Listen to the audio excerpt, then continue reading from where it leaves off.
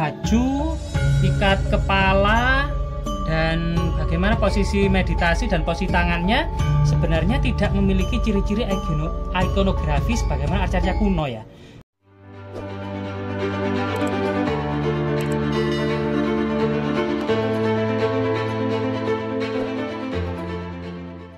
Loh, pemirsa, kali ini kita berada di sebuah makam umum ya, sebagaimana tradisi muslim pada umumnya.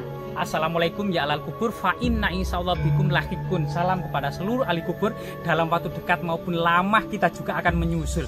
Di makam inilah menurut cerita tutur yang berkembang di masyarakat, ada semacam makam penuh dengan arca. Dari sinilah kemudian kita jadi penasaran makam seperti apa dan arca-arca seperti apa yang ada di makam tersebut.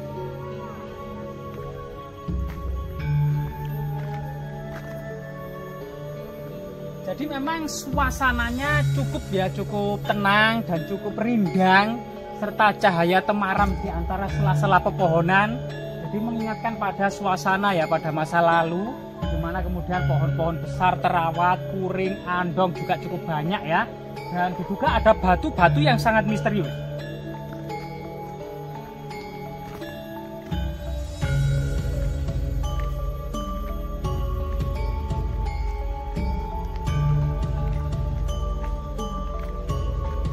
Jadi kebanyakan di sini adalah pohon trenggulung ya.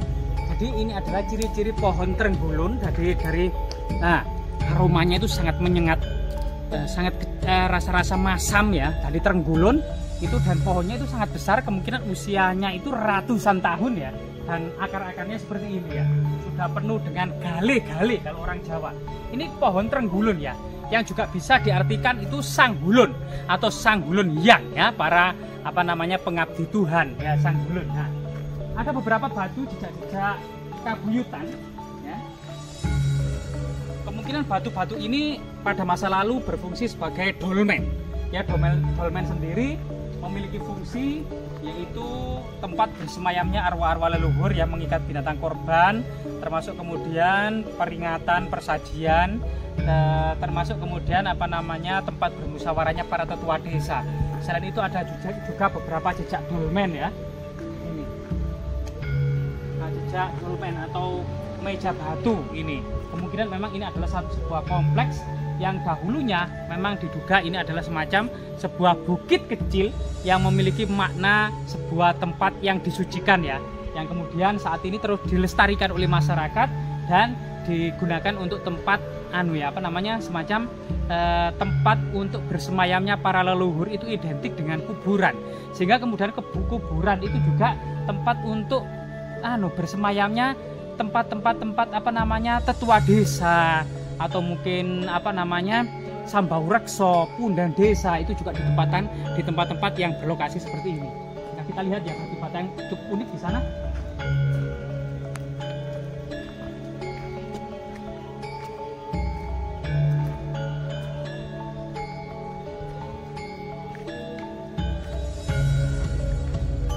Nah, di bawah pohon kalau nggak salah trembesi nih ya, ini juga ada pohon bunga melati. Jadi bunga melati ini salah satu bunga primadona di Jawa. Jadi di Jawa itu dahulu bunga primadonanya adalah melati yang berbunga harum dan sangat khas ya, harum aromanya ini, aroma melati. Nah, ini dan pada kalangan tertentu juga bunga melati ini bisa digunakan untuk semacam ritual magis ya.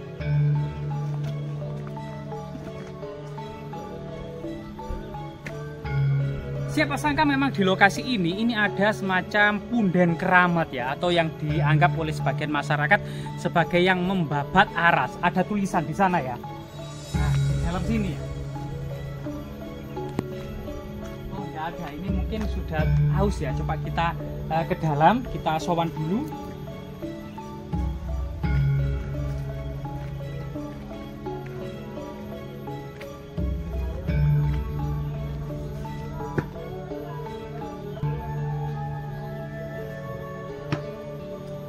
Rahayu, rahayu, rahayu, rahayu, rahayu, rahayu.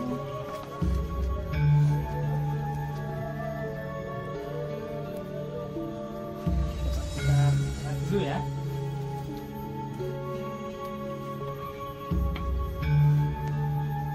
Rahayu, rahayu, rahayu.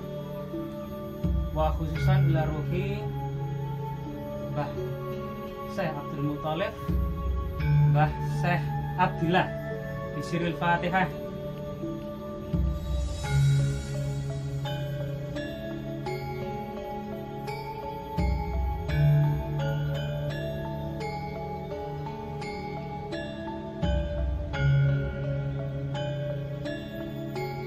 Iya, pemirsa, kita dapati ya keanehan yang ada di makam ini. Selain masyarakat menganggapnya bahwasanya di sini memang tokoh keramat yang sampai saat ini diziarahi banyak orang dari luar daerah, juga banyak yang datang ke lokasi ini.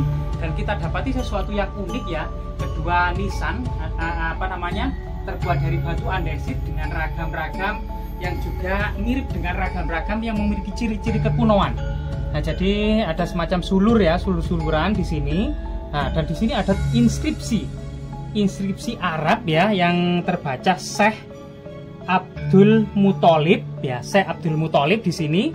Jadi ini nisan yang terbaca itu, dan di bawahnya itu ada semacam di kaki ya, nisan kaki. Kalau ini ada nisan kepala, nisan kakinya ini ada semacam arca ya. Arca seorang pertapa mungkin ya, arca seorang pertapa ini membawa tasbih atau aksamala ya, duduk bersila ya, dan posisinya meditasi gitu ya. Mungkin ini rambutnya ya, memiliki rambut yang panjang, dan ini ada semacam udeng ya, atau mungkin surban ya. Nah, arca yang cukup aneh ya, dan cukup menarik.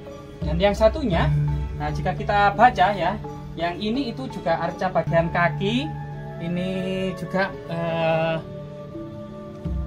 jadi arca ini baju, ikat kepala, dan bagaimana posisi meditasi dan posisi tangannya sebenarnya tidak memiliki ciri-ciri ikonografi sebagaimana arca-arca kuno ya.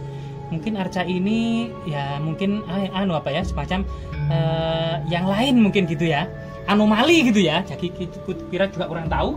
Dan yang nisan kepalanya ini coba kita baca, dan juga memiliki seperti gunungan gitu ya. Ragam hiasnya juga memiliki ciri-ciri mirip dengan ciri-ciri yang kuno. Dan ini juga terbaca gitu ya, Syekh Abdillah ya, Syekh Abdillah. Jadi inilah masyarakat kemudian mengenalnya juga. Jadi nama ini juga familiar di tengah-tengah masyarakat, Syekh Abdul Muthalib dan Syekh Abdillah. Jadi kedua makam ini memang ternyata bukan suami istri, melainkan keduanya adalah seorang yang ditokohkan masyarakat. Keduanya dari segi nama diduga keduanya adalah laki-laki, dan ada nama Syekh. Kemungkinan memang dahulunya ada seorang mubalek atau seorang pendakwah yang mungkin berjasa pada masyarakat desa tersempat dalam proses islamisasi ya.